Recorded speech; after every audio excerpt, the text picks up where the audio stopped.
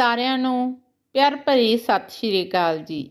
ਜੋ ਇਨਸਾਨ ਜਿਉਂਦੇ ਜੀ ਜਿਸ ਚੀਜ਼ ਨਾਲ ਮੋਹ ਪਿਆਰ ਕਰਦਾ, ਉਹ ਮਰਨ ਤੋਂ ਬਾਅਦ ਉਸ ਜੂਨੀ ਵਿੱਚ ਹੀ ਜਨਮ ਲੈਂਦਾ। ਆਓ ਦੇਖਦੇ ਹਾਂ। ਨੰਬਰ 1, ਜੋ ਮਨੁੱਖ ਪੈਸੇ ਨੂੰ ਬਹੁਤ ਜ਼ਿਆਦਾ ਪਿਆਰ ਕਰਦਾ, ਉਹ ਮਰਨ ਤੋਂ ਬਾਅਦ ਸੱਪ ਬਣਦਾ।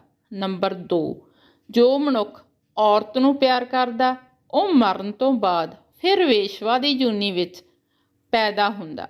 ਨੰਬਰ 3, ਜੋ ਇਨਸਾਨ ਘਰ ਨਾਲ ਪਿਆਰ ਕਰਦਾ, ਉਹ ਮਰਨ ਤੋਂ ਬਾਅਦ ਭੂਤ ਪ੍ਰੇਤ ਬਣਦਾ। ਨੰਬਰ 4, ਜੋ ਇਨਸਾਨ ਆਪਣੇ ਪੁੱਤਰਾਂ ਨੂੰ ਪਿਆਰ ਕਰਦਾ, ਉਹ ਮਰਨ ਤੋਂ ਬਾਅਦ ਸੂਰ ਦੀ ਜੂਨੀ ਵਿੱਚ ਪੈਦਾ ਹੁੰਦਾ। ਨੰਬਰ 5, ਜੋ ਇਨਸਾਨ ਆਪਣੇ ਸਤਿਗੁਰ ਨਾਲ ਪਿਆਰ ਕਰਦਾ, ਉਹ ਜਨਮ ਮਰਨ ਦੇ ਚੱਕਰਾਂ ਤੋਂ ਮੁਕਤ ਹੋ ਜਾਂਦਾ। ਬਹੁਤ ਬਹੁਤ ਧੰਨਵਾਦ ਜੀ। ਜੇ ਵਧੀਆ ਲੱਗੇ ਤਾਂ ਲਾਈਕ ਸ਼ੇਅਰ ਕਮੈਂਟ ਜ਼ਰੂਰ ਕਰਨਾ। ਚੈਨਲ ਨੂੰ ਸਬਸਕ੍ਰਾਈਬ ਜ਼ਰੂਰ ਕਰੋ।